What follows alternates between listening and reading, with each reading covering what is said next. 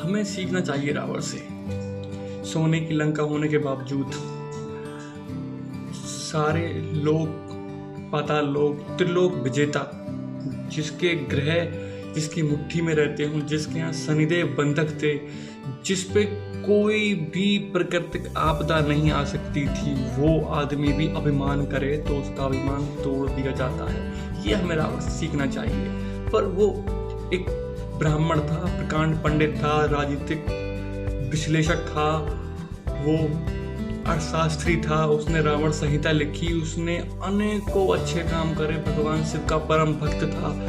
पर फिर भी हम उसे जलाते हैं आज, तो हमें शर्म आनी चाहिए। मेरे ख्याल से वो राम का भी भक्ति ही था। उसने अंत हमें भी बोल दिया था कि नारायण, मैंने आपको पहचान लिया था, मैंने अपनी कुल का, मैंने जो अभिमान किया, मैंने जो अहंकार में जो पाप किए, उनसे बचने के लिए मैंने आपसे बद का रास्ता चुना। नहीं, मैं तो आपको पहले दिन ही पहचान लिया था कि ये और कोई नहीं, स्वयं नारायण है। और हम उस रावण को जलाते हैं, जबकि जलाना आजकल हमारे बुराइयां जलाने के लिए हमारे पास कोई कमी नहीं है। हम हमास को जला सकते हैं, हम IS को जला सकते हैं, हम हिजबुल मुजाहिदीन को जला सकते हैं, हम कितने आतंकी संगठन हैं, कितने आतंकी कमांडर हैं, कितने बगदादी हैं, हम उनको जला सकते हैं जो मानवता की हत्या करते हैं, उन्हें जला सकते हैं। हमारे पास है बुराइयों को प्रतीक के रूप में, हम पे अनेकों एग्जाम्पल हैं। अपने कलयुग में ही हम त्रेता युग में जो रावण था उसे जलाते हैं, जो कि अगर हम विश्लेषण करें तो उसके पुण्य ज्यादा होंगे उसके पाप के मुकाबले। उसने माता सीता को हरण किया, लेकिन उसके पीछे कारण भी तो था।